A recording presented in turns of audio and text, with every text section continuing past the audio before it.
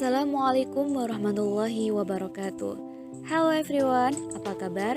Sebelumnya perkenalkan kami dari Prodi Pendidikan Agama Islam Fakultas Tarbiyah Universitas Nahdlatul Ulama Sunan Giri Bojonegoro.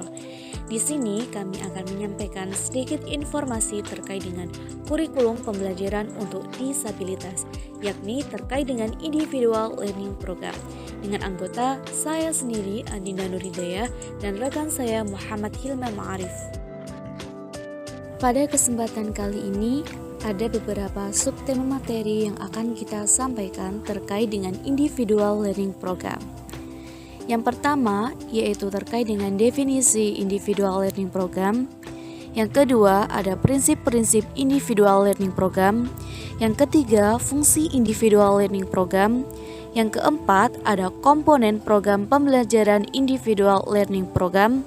Yang kelima ada langkah-langkah penyusunan Individual Learning Program. Kemudian ada langkah-langkah kegiatan pembelajaran Individual Learning Program. Definisi Individual Learning Program.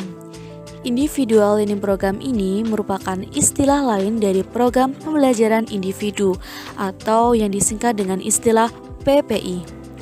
PPI sendiri dapat disebut juga dengan istilah Individual Education Program atau IEP.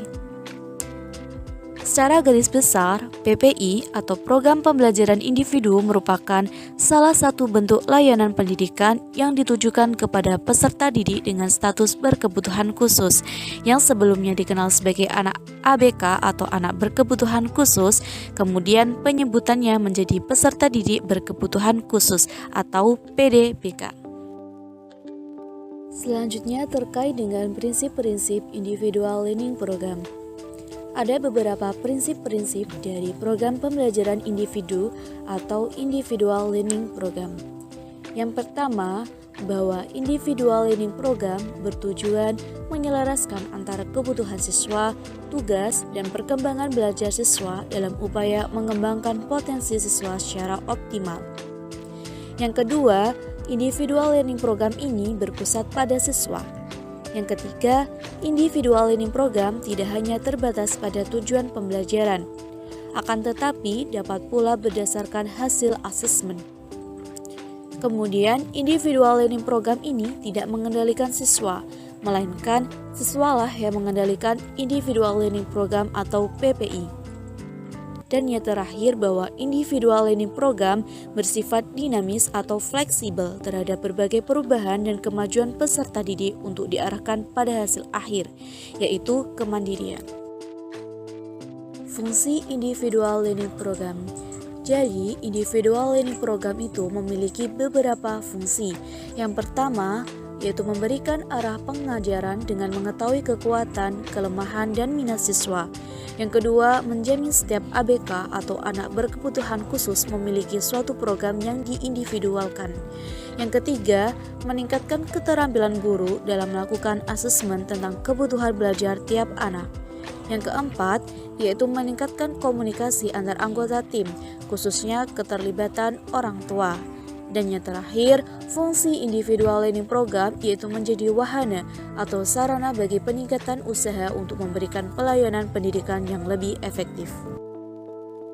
Selanjutnya, ini ada beberapa contoh dari program pelaksanaan pembelajaran individu atau Individual Learning Program.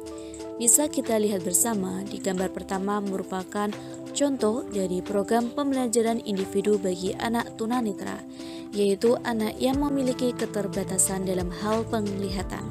Kemudian, gambar yang kedua itu merupakan contoh dari program pembelajaran bagi anak tunarungu, yaitu anak yang mengalami keterbatasan dalam hal pendengaran.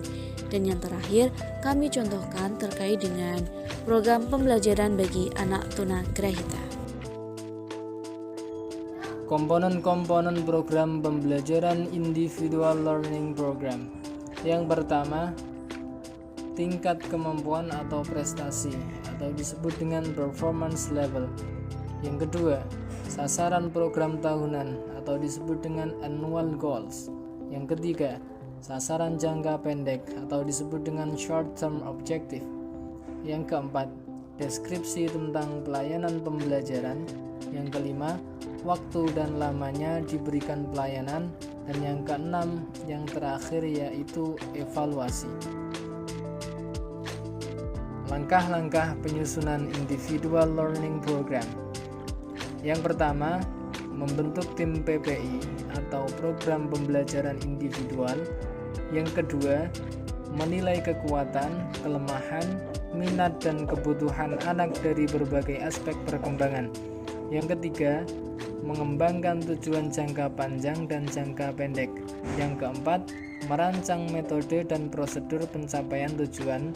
Dan yang terakhir, menentukan metode evaluasi. Skema penyusunan program pembelajaran individual. Yang pertama, identifikasi. Yang kedua, perencanaan yang mencakup pembentukan tim PPI, kemudian asesmen profil anak, penetapan tujuan, dan penyusunan program.